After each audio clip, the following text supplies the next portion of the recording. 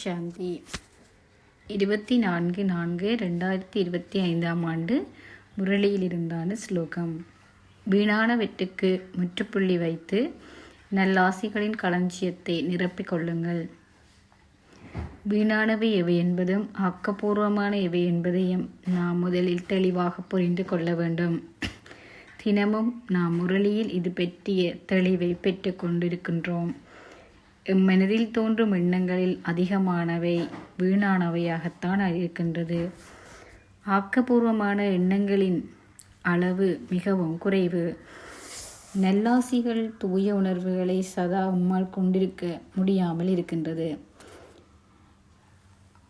அதனால் எவ்வளவுக்கு நல்லாசிகள் தூய உணர்வுகளை எமக்குள் நாம் அதிகளவில் உருவாக்குகின்றோமோ அதன் அடிப்படையில் தான் மனம் அமைதியான நிலையை அடைகின்றது.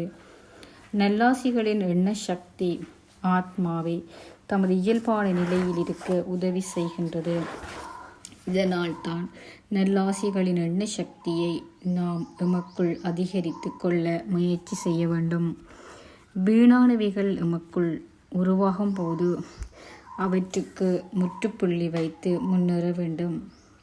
எவ்வாறு முற்றுப்புள்ளி வைப்பது என்பதை நாம் அறிந்து கொள்ள வேண்டும். நாடகத்தை பற்றிய தெளிவான புரிந்துணர்வை நாம் கொண்டிருக்கும் போது முற்றுப்புள்ளி வைப்பது இலகுவாக இருக்கும்.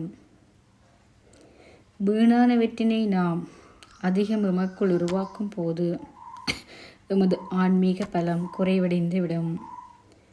வீணானவை என்பது தூய்மையற்ற உணவை போன்றதாகும்.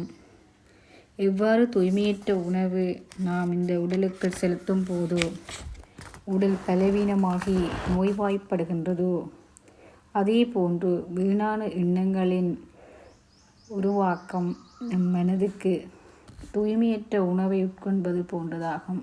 இதனால் மனமும் நோய்வாய்ப்படுவதா போன்றதாக அமைகின்றது.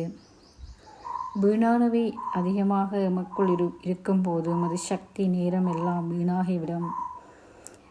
நல்ல காரியங்களையும் பிரயோசனமான செயல்களையும் செய்வதற்கான ஊக்கம் உற்சாகம் இல்லாமல் போய்விடுகின்றது.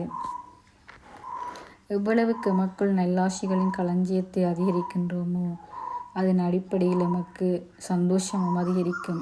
ஏனென்றால் நாம் மனதினால் நல்லாசிகளை வழங்கி கொண்டிருப்பதால் மனம் மூலமாக நாம் செய்யும் இந்த சேவை மூலமாக எமது புண்ணிய கணக்கு அதிகரிக்கின்றது. ஆகவே நல்லாசிகளின் களஞ்சியத்தை நாம் நமக்குள் அதிகரிக்கும் போது நாம் அமைதி சந்தோஷமும் அதிகரிக்கிறது. அடிப்படை குணமான கருணையை நாம் எவ்வளவுக்கு நமக்குள் உருவாக்குகின்றோமோ அவ்வளவுக்கு எல்லா ஆத்மாக்கள் மீதும் இயற்கை மீதும் எமக்கு இயல்பாக நல்லாசிகள் வெளிப்படும். ஓம் சாந்தி.